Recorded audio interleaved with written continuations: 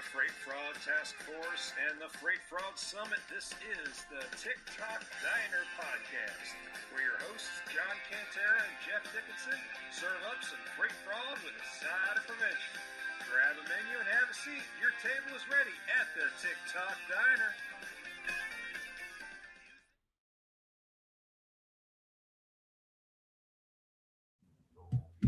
Hey, folks. Welcome to the TikTok Diner. John Cantera here. So glad that you could join us. Jeff and I have been in the kitchen and trying to get things going. Unfortunately, our guest chef who is coming today has not made it. So this may be a more brief show, but we've got a couple things we do want to talk about. But it looks like we're not live on Facebook for some reason. That's okay. I'll repost this on Facebook later. Save and all that good stuff. Okay, there we go. So now that we've got that worked out, let's go ahead and get into our task force minute real quick so we can get that out of the way. I've been trying to get a lot better at doing these because I've really fallen off the wagon trying to get these done. But I've got today's recorded. I've got tomorrow's recorded. We're going to try to keep up with this stuff. But here is your task force minute. For the Freight Fraud Task Force, it's time for the Task Force Minute with your host, the Double Broker Bounty Hunter, John Cantera.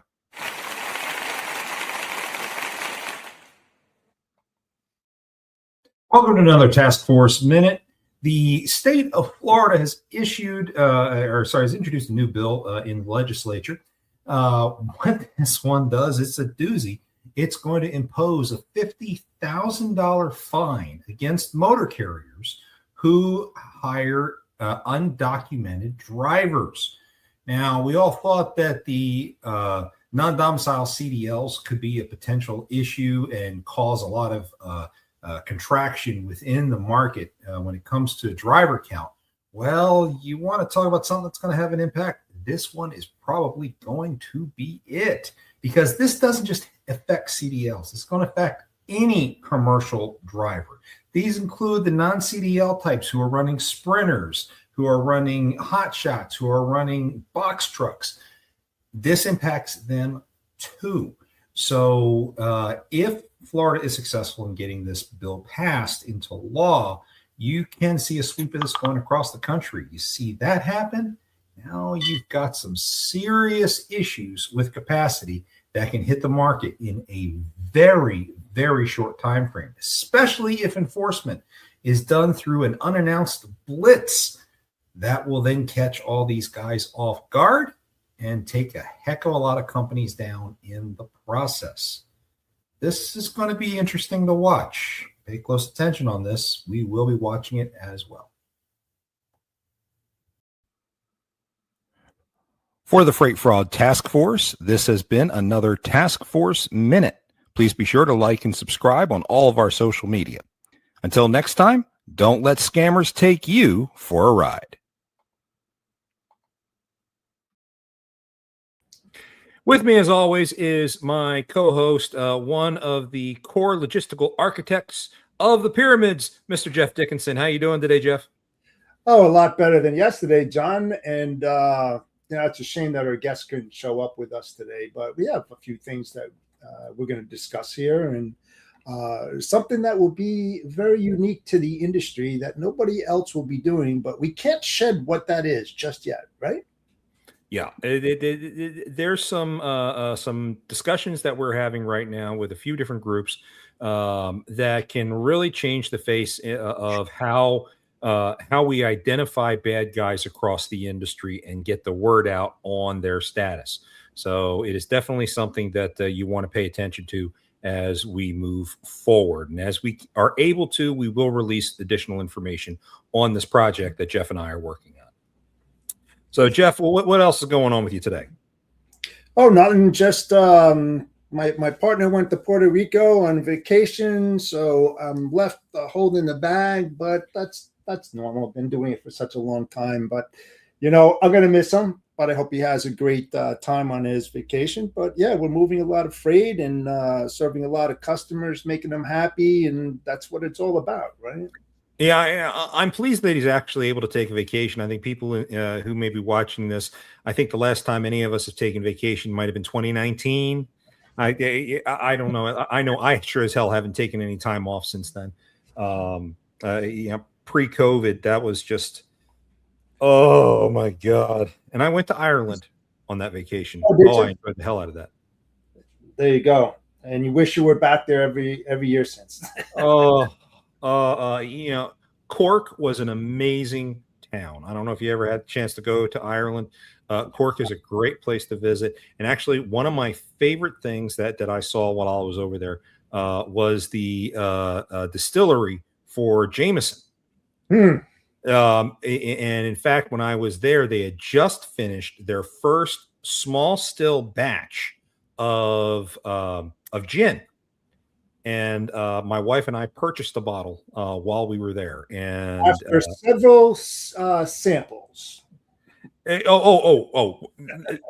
actually, if you do their formal tour, they actually have a sampling session at the end. And I sampled a hell of a lot of Jameson. And of course they compared it with other whiskeys from across the globe.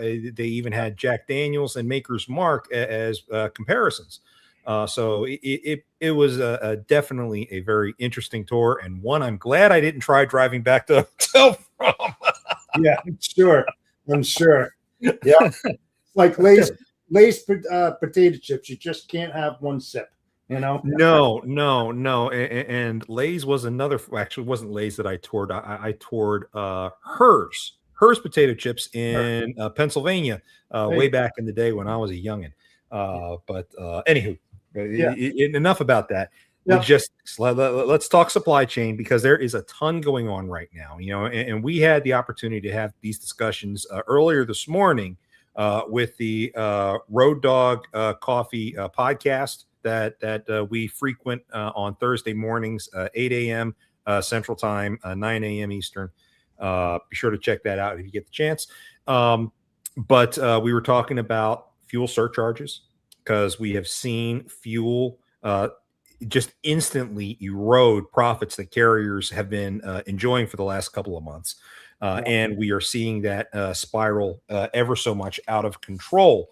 For those who are unaware, if you follow the Department of Energy's weekly releases of the fuel index, you would have seen that diesel had its largest single increase in the index's 40-year history. It went up 96.2 cents per gallon to 485.9 in price, and that was what the index was showing as of Tuesday, and it updates every Tuesday. So it'll be interesting to see how much that's going to change, especially now that we have reports that Iran has seeded the Strait of Hormuz with sea mines.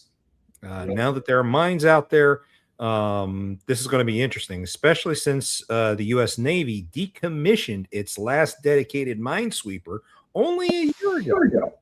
So this is going to be very interesting to see how that plays out. And, what I think a lot of people don't understand is that the fuel issue that's going on right now is not something that's going to be short-lived.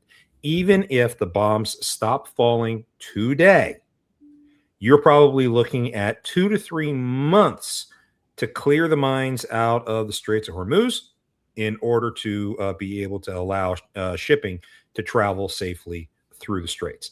So this is going to be a ongoing thing. I'm sorry to say. I sure as hell wish it wasn't.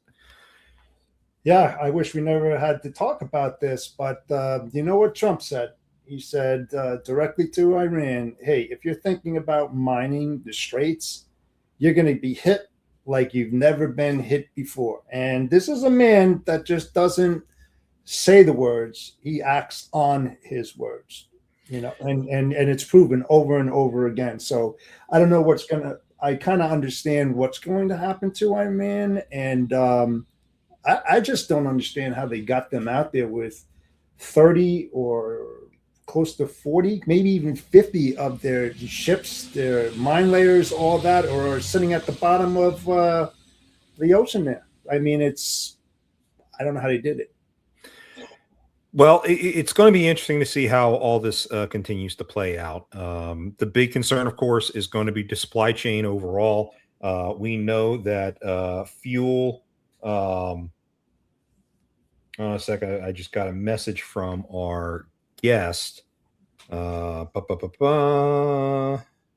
a meeting probably. He says he couldn't figure out how to get in there. Of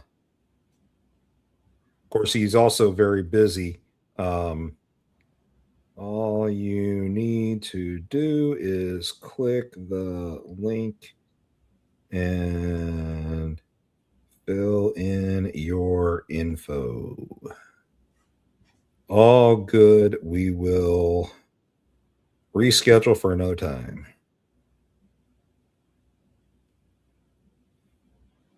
There we go.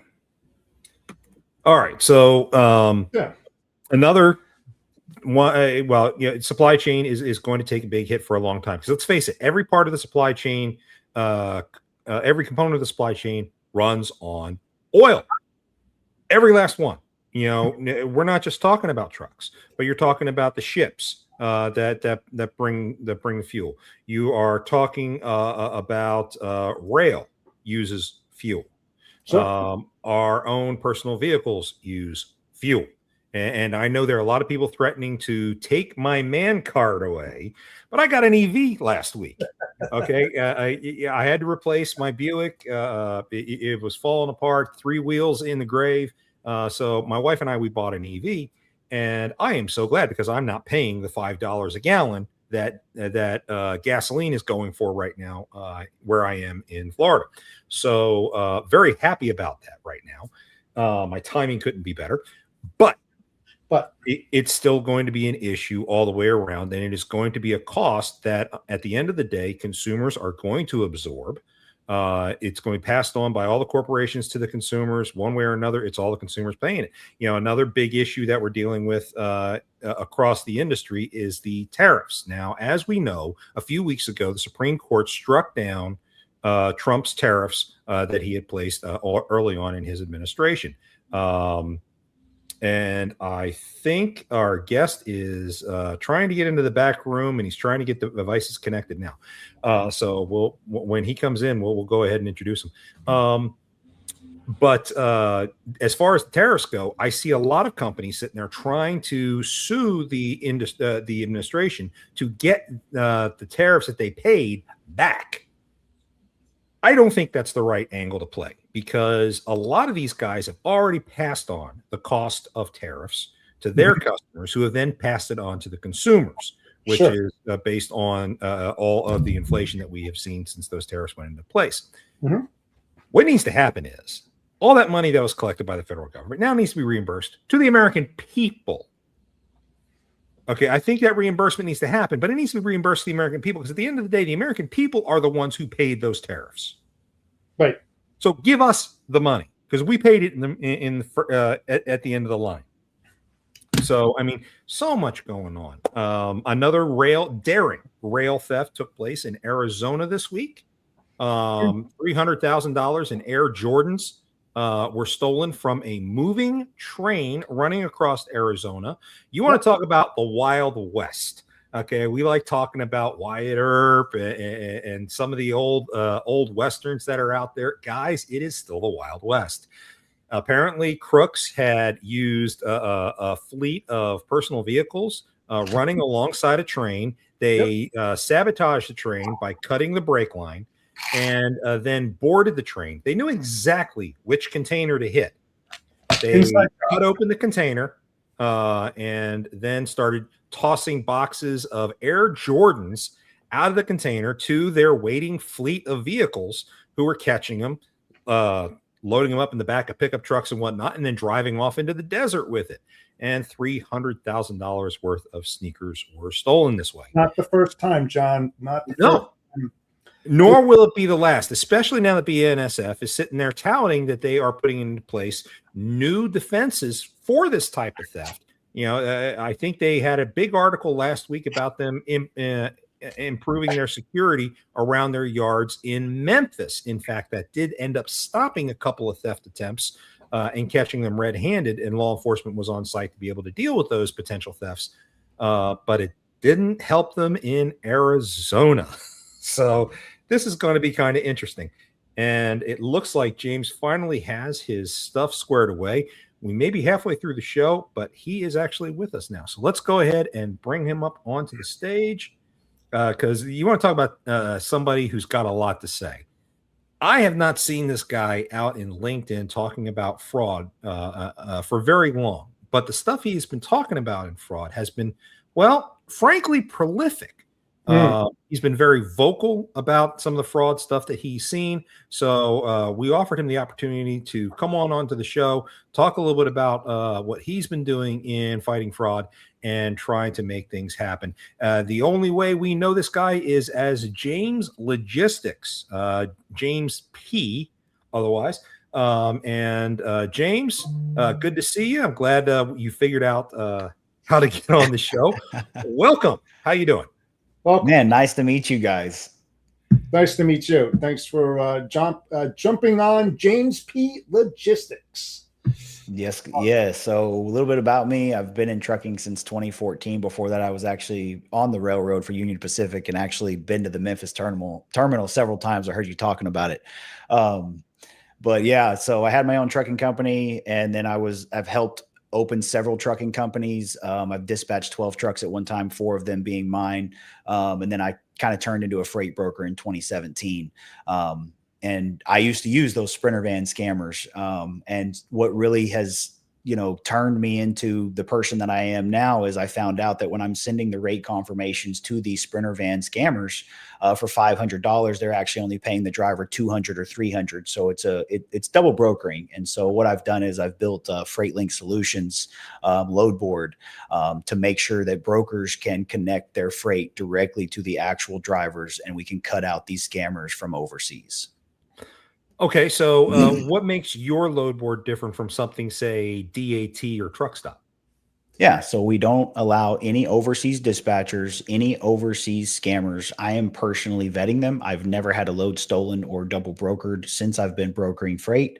Nice. I get pictures of the trucks and trailers and the driver's license of the drivers, and then we get certificate of insurance with FreightLink Solutions listed as a certificate holder. We personally call the insurance company and verify all the VIN numbers on the vehicle on the certificate of insurance. The best part is, when I send my customers a BOL, I capture the carrier's profile, which has the driver's license of the driver and then picture of the truck and the trailer, or just the truck if it's a Sprinter van or box truck. And I send that with the BOL. So then I tell my shippers, I say, if this truck does not arrive to pick up, call me. And so I've got the shippers getting more involved, which is what we need. And then we need the brokers to care that the actual drivers are not getting paid the money that they should get paid. And the scammers are getting, so they're making more money on our loads than we are. It's insane right now in this van industry. So then FreightLink is a load board that is not necessarily associated with your brokerage. They're two separate entities, right? Yes, sir. Okay. So in essence, you've created FreightLink instead of as a pure load board, more as a marketplace, is what you're saying.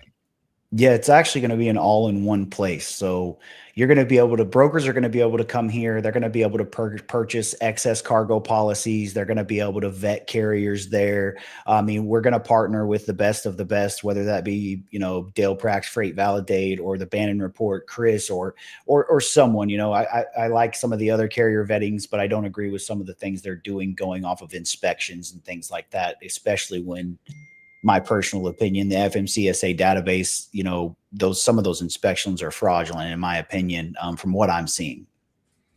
Yep. Oh yeah, and well, we've had discussions with FMCSA on that matter. Oh yeah. And they know there are some bad ones out there. In fact, I pointed out to a buddy of mine at FMCSA. He's a special investigator over there. A stack of inspections that took place in Alabama. And those inspections were sequential and all for one motor carrier. Okay, so the inspection number was sequential. It was unfreaking real. And of course, all of them were flawless inspections. And, it's like, okay, who the hell got bought out at DOT in Alabama to make that happen? Okay. Well, I don't want to say too much because I don't know what I can and can't say on this show, but especially these Sprinter van carriers, they crack me up because they have all these 53-foot dry van inspections, but you can post 1,000 dry vans from coast to coast, from California to North Carolina, and they'll never call on your load. But you post a Sprinter van load and they call on every single one of them, and they don't even have any 53-foot dry vans. They're not moving 53-foot dry van freight. They're only moving Sprinter van loads, but they have 53-foot dry van inspections. Make it make sense. Right. I've seen that happen too many times, and I've pointed those irregularities out to some of my clients. I didn't even think about that. Yeah, your vetting process needs to change, buddy. So I spend a lot of time talking to my clients about how to deal with vetting. And so what can you share about your vetting process? Of course, don't give away the farm, but what can you share about your vetting process? Well, I mean, there's one simple thing that I've done since I've been a broker, and it's get pictures of trucks and trailers and match it with the VIN number and match it with the truck that's on the insurance, on the COI. Like, it's so simple, to do that and then to verify that the actual driver is on that insurance policy. And I've never had an issue. That is my number one tip for any broker out there. Most of these brokerages aren't doing that, though. They type an MC number in and they get a green light or they get a red light, and then they use them.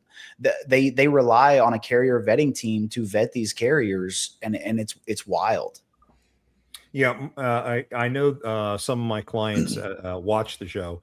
For my clients out there, does that sound familiar to you at all? At all? Does that sound familiar? So I'll step off my soapbox. And what's funny is I've actually called a shipper or a broker before up north, and I was telling him what these Sprinter vans were doing, and he was like, "Are you the double broker bounty hunter?" And I'm like, "No, but I have heard of him, and now I've heard of you, and I've seen some of your posts and stuff like that. So I want to learn more about you guys, and I appreciate you guys fighting all this stuff in the industry. It's nice to have people that actually understand what's going on, because when you call these brokerages, they don't care. They don't want to know. They just want their freight moved, and they don't care if it's getting moved illegally or not. And it blows my mind that it's being allowed. It's crazy. Yeah. I have a saying, James, that a lot of the brokers out there put profits over due diligence all the time. They want to make the biggest coin, and whatever they have to they do it. Desperate people do desperate things in desperate times. And we've been in that situation for 3 years now, little over 3 years, so if the opportunity comes up to make a killing, don't put it past that they're going to do it. Now, I have a lot of friends who are brokers, and I worked on the shipper side for 38 years. I'm in my 46th year, right? And I started up a brokerage back in 2019. And the thing is that, and I'm not afraid to say it, I hate brokers.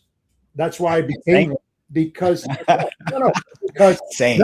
And that's the reason I wanted to become one, because I just wanted to change the perception that there are a lot of good guys out there, a lot of ethical ones that have a passion for the industry, that want to do things right. And the shippers have to be held more accountable. Just because we do the vetting, they have to do the vetting on the brokers and even the carriers that they're going directly to. They just can't leave it up to themselves, because look, freight fraud wouldn't happen if shippers weren't around. Okay. The shippers are the start of everything. And so they have to be held accountable. I was one, and I held myself accountable for everything, because my brand image and reputation was in every single truck that I moved, and I wanted my reputation to carry me on, carry through my journey, as well as my image and the brand, whether I was working for someone and protecting theirs or my own. And that's what's missing. There's a lot of work instructions. 95%, even greater, of brokers never step foot in a warehouse. They don't even understand how those mechanisms of logistics are intertwined and how they move and all this other kind of stuff. And, you were mentioning about earlier, and we talk about this, John will tell me, I'll keep it short because I can rattle on for hours on end, but I love it. There is, there's a thing called the FMCSA CFR 3996.11 and 392.7. I think it's a pre-trip inspection. And it's a mandatory thing that has to be done. And shippers should be part of that. One, if you've got non-domiciled drivers that are out there, or drivers who are suffering from ELP that can't speak the language, you're going to find that out when you go out there and you talk to them. It takes 5 minutes, guys. I mean, there's no liability. There's no liability in putting that in your transportation agreement under recommendations and expectations that if you're going to do business with my company, here's what I expect you to do when you bump the door here. And I want to see like a copy of your DVIR and that a copy of your pre-trip inspection. I'm going to put that on my file, just like you file all hazmat, dealings and stuff like that. In case something happens on the road, you have to have that kind of paperwork as well as the driver. So there's so many different things, to your point, that have to take place that people just skip. Drives me nuts. Exactly. You bring up a great point, Jeff. It's people going out and actually looking at what's going on. I mentioned early on in the show, I bought an EV. Okay. And I hired a freight broker, Run Buggy, to have that shipped to me. So Run Buggy gave me all the details of the carrier who was bringing it over. So I didn't tell Run Buggy I'm the double broker bounty hunter. I didn't tell the carrier I'm the double broker bounty hunter. And the carrier shows up, really nice guy. He was Eastern European. He's an immigrant. And I was like, hey, can I see your license? I just want to verify that you're the driver that I was told was coming. Showed me the license. Everything was fine. It's actually a valid CDL. Everything was cool. Looked at the info on the side of the truck, took a picture of it. And he's like, can I ask why you're taking a picture? I just want to make sure that you are who you said you are. That's all. I'm just verifying it with Run Buggy. Thank you very much. Have a nice day. And it surprised him. And he went and he got on his phone a little bit. He took a picture of me, and he got on his phone and then he found my contact. And he's like, you're that guy. I'm like, yeah. He's like, that's funny. Okay, how did I do? And I said, no, you're flawless. You're doing everything right. And I'm happy to report that you did everything right. So I did a video for Run Buggy, identifying the carrier, identifying Run Buggy as the broker, and saying, hey, they did a great job. And they actually did. So I was very happy with how that went out. But it's because I took the time to go out and take a look and see what's going on. But most people don't do that. I do that only because I know what happens in this industry. I know how it plays out. And I know about chain of custody. And I understand the risks involved. So many people either don't, or, James, to your point, don't care. They don't care. And that is where I think the biggest problem is. They want their load to be safe. They want it to get delivered, but they don't give two craps about whether or not they're doing it properly, ethically, et cetera, et cetera. Yeah, but you know something, John? And I know James will agree with me on this as well. Everybody in this industry have a reactive mindset instead of a proactive one. And they have that mentality, oh, it's never going to happen to me. But I would bet my house, my bank account, my nice cars on this statement. When a catastrophic event happens, that's when the mindset changes and it flips on a dime when they get nailed. Why and the lawyer sues them. Why the F are you waiting until that time comes? Why aren't you more proactive and putting in those processes, those work instructions, and those steps that are necessary, not to eliminate fraud, but to minimize the chances of you getting nailed? That I don't get it. And you said you haven't faced fraud or anything in what, since 2017, right? That's what you said, James, right? Yes, sir. I haven't faced fraud in 46 years, and there's a reason for that, all right? And I worked for enterprise shippers and thousands of shipments. There's a thing called collaboration, and there's another thing about partnerships and building relationships, and that's missing in today's business. It's not about that anymore. It's about money. It's about passing the buck and putting as much as you can in the bank. We've got to turn that around, James and John. We have to, because you don't realize the benefits from doing so. You know, And if you really want to turn it around, folks, I do work on a consulting basis. Just reach out to me. Right? No, but that's the reason why I don't work in the spot market, because I call that the petri dish of fraud. Okay, everybody's in there. I am dedicated. I am enterprise. That's all Exactly. I should. Dedicated business. The carriers have been on board with me a long time. I could sleep at night. I don't have to worry about it. I work smarter, not harder, to achieve more in less time.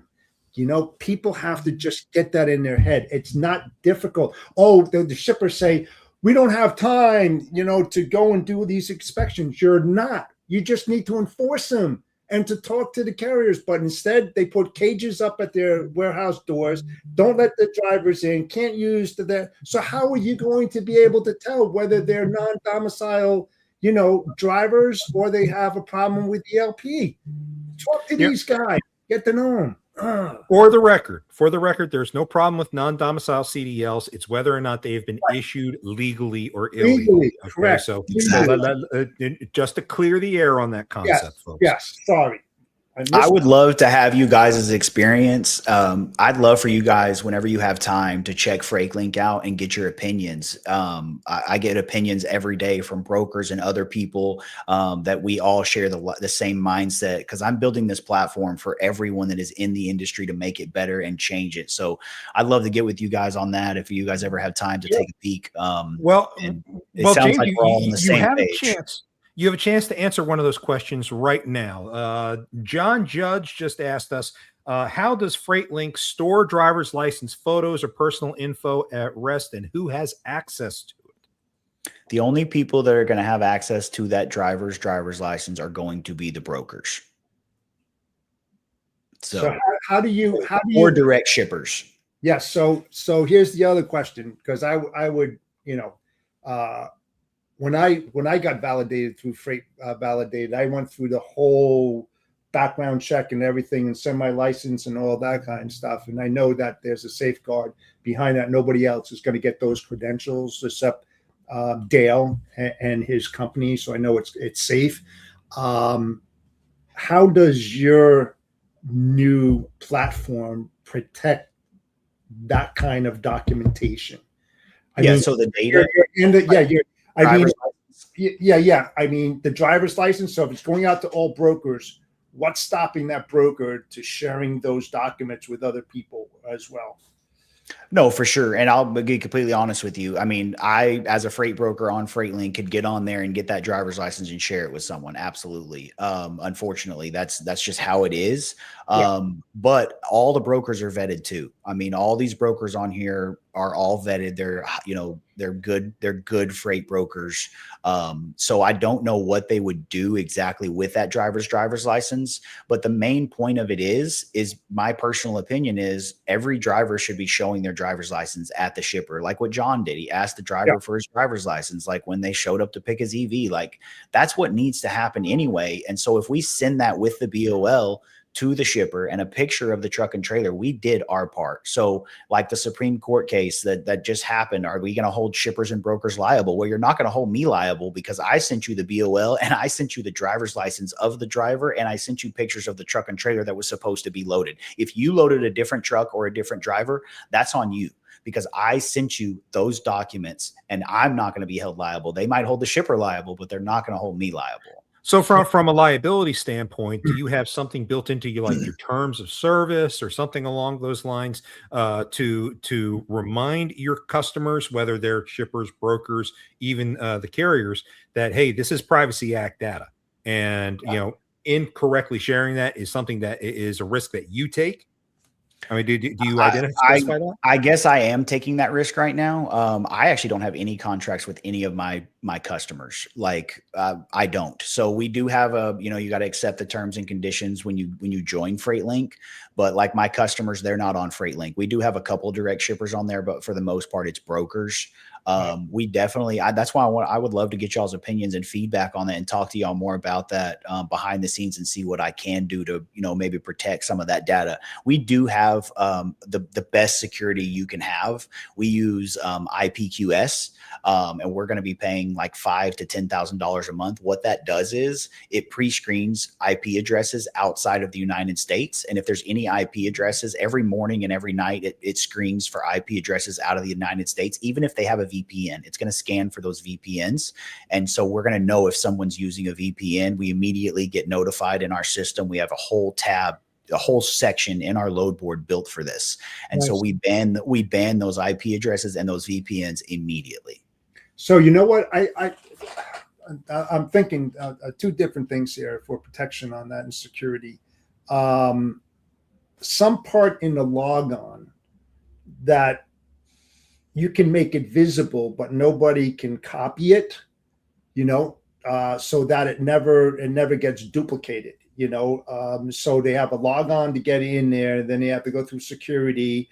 And then if they want to look at a driver's license, they can't hit print, they can't hit anything. You got that blocked in the firewall somewhere, where you need to get in there. You have a login. That's the only way of getting in it because it's secured.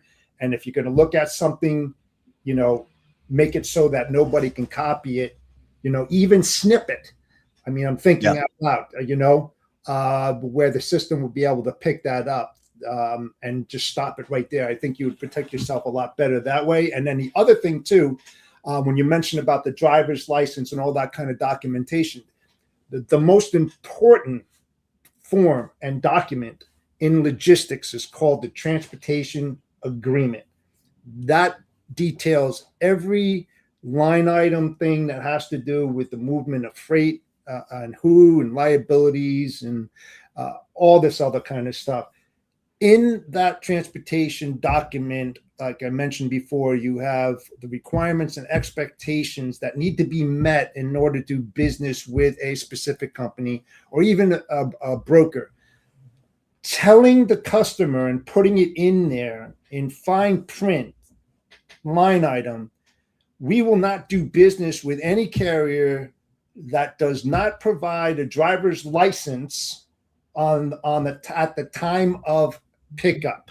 We do this to verify because of the high probability of fraud and all its likings. It kind of tells the carriers up front that, hey, you come in here and you're coming in to pick it. If your driver doesn't give me the license, his license, so I can match that with the broker or even with the asset, because they use both, we will not load that carrier. So seriously, think about putting that into your transportation agreement to protect everybody. Just another additional layer of protection to stop something. I love that happens. Seriously. So what I got, like, my idea is I want the brokers to have access to that information so that they can send it with the BOL to the shipper. So what could I do? Do you have any ideas about that? Like, how can I keep the brokers from having access to it, but still send it to the shippers to verify? You know what I'm saying? Well, what I've been seeing is very similar to what Dale Prax does with Freight Validate. He runs a ID verification process, and then once he verifies the ID, he can say that this name has a verified ID, and then again, as Jeff pointed out, at the shipper, produce your ID. That would prevent you from having to maintain copies of somebody's personal information on your server. And I want to bring up a comment that one of our viewers put up there. And I happen to know that Mr. Costas is with federal law enforcement. So I know he knows his stuff. So he's expressing concern about storing it on FreightLink and people having indiscriminate access. That's why I asked that question. Yep. And that makes sense. Because I've got a couple of clients that we're having this very discussion with right now. So there needs to be a happy medium. There is going to have to be a level of trust, but that level of trust is going to come between the broker and the shipper to make sure that the shipper is properly trained and educated as to what they can do to mitigate fraud on their end. Because let's put it to put it succinctly, the shipper is the front line and the last line of defense. Absolutely. As James, as you've pointed out, a lot of them just don't freaking care. Okay. And that's where the problem comes in. and until they become a victim, as Jeff mentioned, Yep. Until they become a victim and their name, their reputation gets smeared as a result, then boom, they just don't care. They need something that brings it on here. Exactly. Here's Mr. Costas' recommendation: a red light, green light type identity verification.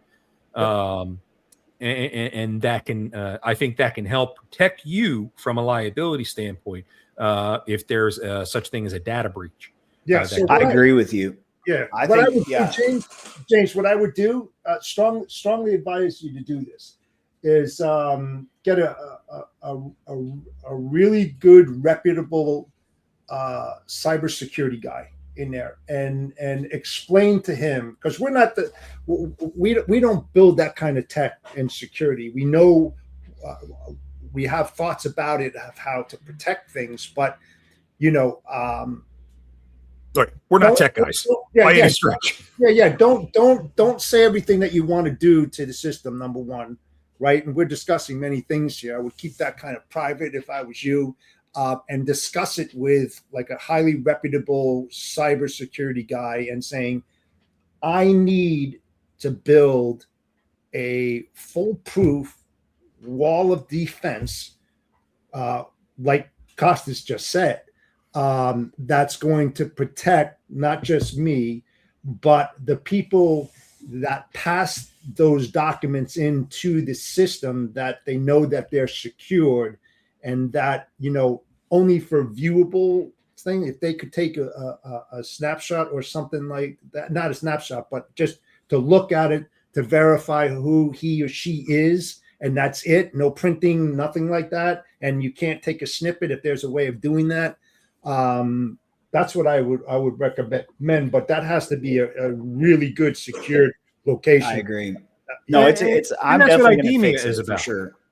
That's what platforms like IDEMIA are about. Yeah. They can give you that identity verification. You can't use pictures or something on there to try to spoof it. Right. And those platforms are getting better and better all the time. So definitely something to look into. Yeah, I definitely like what y'all said. The shipper should trust the broker is hiring, and vetting those carriers properly. The problem is, like, out of 100 brokers, only 5 of them are actually doing it the right way, in my opinion. And the front line of the defense is absolutely the shipper, but a really big line of defense are these load boards. If the scammers don't have access to the freight, if they don't have access to the freight, if they can't get on the major load boards to get access to the freight, then that would cut down so much fraud. And so that's another reason why I made FreightLink, because I'm sick and tired of the major load boards, I won't mention any names, of allowing all these people from overseas on their platform they're injecting themselves into the American trucking industry. And it starts with them getting access to the loads from the major load boards. It's sad. Well, I think things are about to change on that.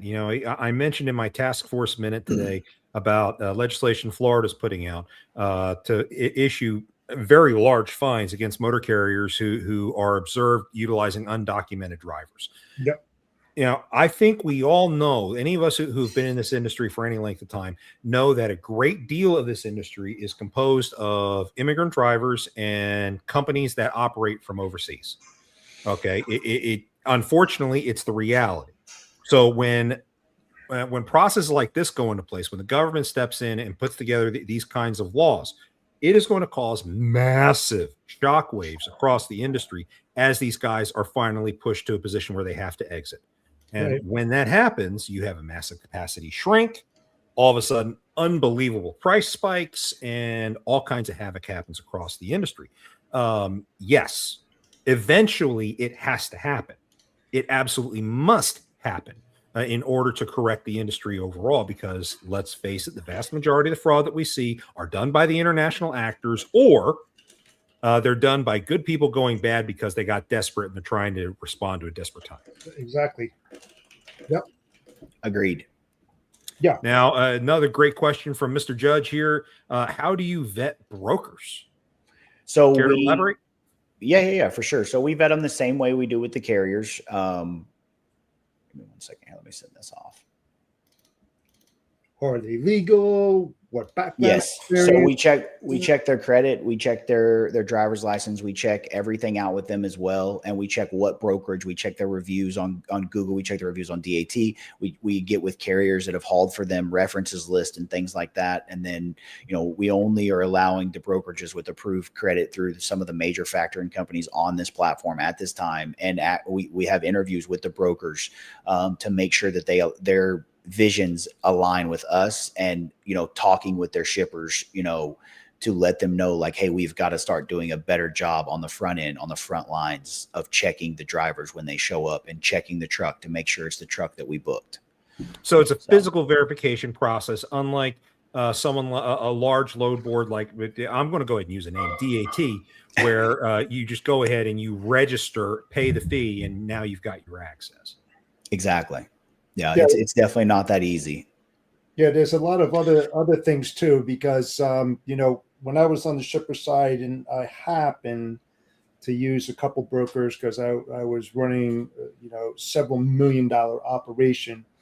You need to find out who you're going to be dealing with, because you have the opener, who's the guy that's trying to sell and get the business. Then you have the closer, who's another guy that's going to try to close the business. Then you got the operational guy that's actually going to be running the freight. Okay, so you got 3 different personalities. You got to find out the background. What I did, I just dug in deep. Who is the person that's going to be running my operation and moving my freight and procuring this and everything? Can I have a copy of your procedures, your work instructions of how you vet a company, a carrier or whatever? Find out what their background check, because.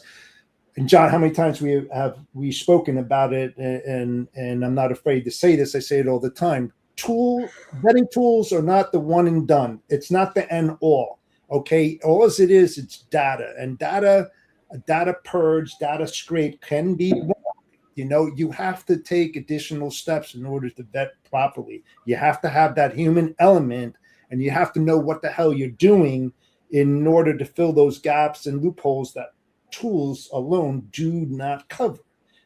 So you got to think about this wisely. It's not just about using a tool or multiple tools to figure out who's bad and who's good, but you also have that gut instinct. You have to have that experience. You have to have those additional questions that a tool doesn't ask a carrier or a dispatcher or whomever it may be. So keep that in mind when you're vetting. It's the same thing. It's the same thing on the carrier side. It's the same kind of process. Absolutely. And we've got no problem. We are definitely going to have issues with brokers and carriers. I booted a carrier out this morning, found out that they had 2 trucks on their certificate of insurance. They were calling on a load that I had posted, and they were trying to book a truck that wasn't on the COI. It's very easy to figure out. You just have to ask all the right questions, boot it out. They're not coming back. They're gone, Right. And we've had the load board open since January 1st. So like 69 days, we have over 4,000 users over there in 68 days. We have a huge TikTok following. It's going crazy. It's insane what's happening, but everyone wants this load board. Everyone wants change in the industry. So y'all look out for us for sure. And I would love you guys' feedback and opinion. I love what y'all are doing. Like I said, and I look forward to getting you guys' opinions and feedback, and then integrating that into FreightLink, and making it better than what it already is. What we have to get back to is these 3 terms: preferred shipper, preferred carrier, and preferred broker. And the way that you get to that is that you have to have a item detailed checklist of questions that meet that criteria, that puts the red flags up on the bad guys or the questionable ones, and the ones that meet that criteria and really willing to adapt and implement the things that are necessary to protect you as well as themselves. And if they're able to go and do that, then let's put them to the preferred status. You're not going to have a problem with it, because every time you're going to bang that door, this shipper is going to do that. Or if that shipper calls up the broker, you're going to do all this kind of stuff as well. And that makes a relationship and a stronger partnership when you talk about this and you're transparent on everything that you do. That's my point of view anyway. It's funny you say that, Jeff, because we have a saying. It's at the top of our homepage on our load board. It's only the elite brokers, only the elite carriers, and only the elite dispatchers. That's literally our saying for our load board. So, Right. Yeah, having been a contract dispatcher, I am glad to hear you say that, because there are good dispatchers in this industry, American Absolutely. dispatchers, and we're there to help. And small carriers need good dispatchers to be able to help succeed, especially if they're one truck, they're driving it themselves. They don't have time to be sitting there hunting for loads all day long. That's what we do. So I'm glad to hear you say that, because there are some load boards that are trying to get away from dispatch services altogether. And remember, my saying is not all shippers are good shippers. So keep that in mind.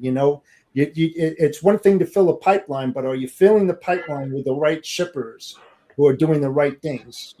Just don't try to fill your pipeline just to fill your pipeline and make quotas. And I hate cold calling. I'm sorry, that's another topic. I'm not going to get into. I don't like cold calling either, but I've never cold called in my life until I got my load board, and that's kind of died down now. I don't have to do any more cold calling, thank the Lord. But now it's more just like partnerships, like you said, Jeff, just trying to partner with everyone, get everyone's opinion and feedback, and trying to build, partnerships with people that have the same mindset as you and want to change the industry. Absolutely. I should say. Yeah, it's missing. It's just dialing for dollars, as I say, and the thing is that no, you got to do your homework and your research on everybody that you do. It's worth your while. But a lot of brokers put quotas out there, 250 a week, 1,000 a month, 3,000 a quarter, and you spend 7 minutes a call on that, put it in the CRM, you're spending 21,000 minutes and you might not get anything. I mean, I've got the whole analytics behind that, because I used to do that a long time ago when I set up a brokerage for 3PL. And it's pathetic what you can do in 21,000 minutes if you're focused on a specific vertical silo product or whatever, and you learn it like the back of your hand. You'll have a higher probability of landing that if you can speak their language. But you're not going to speak their language if you're just picking up a phone call trying to get through the gatekeeper. So there's so many different things associated with fraud that people just don't realize or understand. So. Yes, sir. Exactly. So we're coming up. Actually, we're past the top of the hour already. But so we are going to need to start wrapping up. James, what do you want to tell the industry? Well, what do you need to get off your chest here? Oh man, I hope all the brokers and all the customers are listening. We've got to do the right thing. We've got to get the money to the actual drivers, and we've got to stop sending our money overseas, and keep the money right here in America. That's my saying. And I'm trying to make sure the customer's money stops going overseas and gets to the actual carrier. So stop the fraud, stop the double brokering, and stop using the Sprinter van scammers. Especially, I mean, it's bad across the entire industry, but it's an epidemic in the Sprinter van industry right now. There's thousands, maybe if not 10,000s of Sprinter van loads booked every day through these 100+ Sprinter van scammers. And there's no telling how much of that money is going overseas. And most of these brokerages just do not care. And the ones that are getting pulled over and going OOS and they drive a big rig, they're turning that in and becoming Sprinter drivers. Yep, exactly. Yep. In fact, where do you think all the thousands of non-domicile CDLs who get canceled wind up going? Exactly. We've got no choice. Right around, jump into the box truck and Sprinter van world, because you don't need a CDL for those. Yep, but Exactly. hopefully Florida and that bill that they're putting in are going to curtail that, what's going on. And hopefully that's going to grab some legs and go across the country, because, that 1 pound is a huge difference, between, a CDL and a non-CDL movement. And that screw you. If Florida passes that, it's going to spread like wildfire across the country and go federal. So, I mean, it fingers crossed, because I think it's a big step forward in trying to fix this industry. So any bad guys out there, I'm sorry, but it's coming. Oh, it's coming. Oh, my TikTok is flooded with the people from overseas. They're so mad at me right now. They are, especially the overseas dispatchers. They're upset. So, yep. Too bad. So sad. Another Yes, quick sir. question from Judge. Me You put personally, the- I put the carrier's name on the BOL. I'm not making any carriers change the name on the side of their truck because my customers know that I'm a broker and I'm outsourcing I guess why brokers do that is because they are selling to their customers that it's asset-based trucks. Maybe I have no idea, nor do I want to know. I've always had the theory that it had to do with the TMS that the brokers are using, and it's a default setting. But Or co-brokering, I maybe? agree that's one of the big problems we Co-brokering. have out here. Maybe they're co-brokering and they don't. I don't know. If you don't have time to cover your freight, you shouldn't be co-broker. I'm my opinion on co-brokering. I don't even want to get started. Oh, I could do a whole show on co-brokering. Jeff, no offense to you or to the people that you work with as an agent, but man, I could do a whole show on just co-brokering. Now, if I go on vacation and I've got a buddy that, I need my loads covered, I'm going to the Bahamas or something, which I've never been, but if I go and I don't have service down there, I could see someone covering my freight for me while I'm on vacation or something. That's a totally different story, but I don't know. I'm sure that's something that we're going to have on another show. Jeff, you got any closing thoughts? No, just thanks, James, for joining us. I like what you're doing. John and I would love to take a look at that and beta test it, just to see what's working, what's not working. But I mean, I think the biggest thing and the biggest question that everybody that's going to use LoadLink would be the security of it and how are they going to protect their documents. I mean, I think that's going to be a stumbling point right now, just from the beginning, from what you were saying. For sure. Yeah. So, and again, it takes money to make money. Exactly. So you're going to have to sink some dollars in that and to prove that it is a secured site. I don't know who said it was, either Judge or Costas, that said something about protecting people's identity, because again, right, you don't want the bad guys getting into your system and getting all those identities, thousands of them, if they're all in there, because now we exacerbated the problem and made it much larger than what it is. So security. Sure. It's going to be at the top of my list. So good. Well, then I'm glad you were able to join the show. If we're able to do something that makes your platform better, then we're doing our job. Exactly. That's what Jeff and I have been trying to do for a long time. Is to try to make things better overall. And we're happy that you were able to get here, and we're happy that you were able to learn something off of it. And we've been able to learn other things about you. So that's a good thing. We'd love to have you back at some point in the near future, and we can talk more about how you evolve throughout the process. Probably have you on with a couple other folks who do something similar, and see how we can corroborate on defenses across the industry. So thank you so much for coming. Really do appreciate it. Do want to go ahead and give a programming note to our viewers and listeners. Next week's episode, we will be having the Driver Legitimacy Summit founder, Philip Nenadov, on our show to talk about driver legitimacy. So be sure to check that out, noon Eastern, next Thursday. Until then, folks, your check is on the table. Make sure you tip out your server, and we will see you next time here at the TikTok Diner. Y'all have